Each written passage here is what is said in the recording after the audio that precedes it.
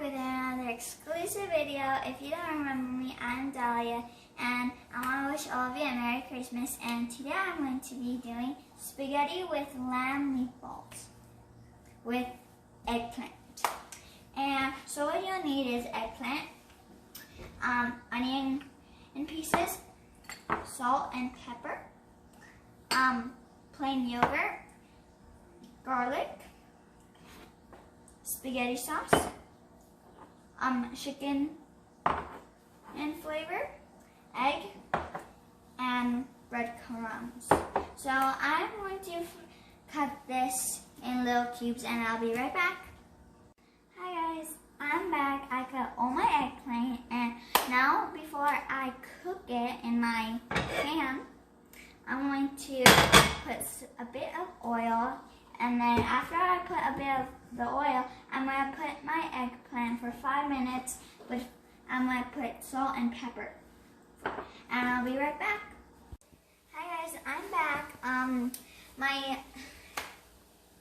eggplants are ready, and they took me 10 minutes, so, because I want them very brown, very soft, and very cooked. And it would have took less time, but since mine were chunkier pieces, it had to take 10 minutes.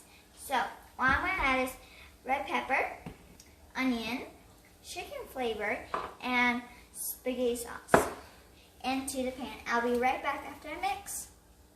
Hi guys, I'm back. My eggplant is all mixed up, and well, I added all my ingredients in this big bowl.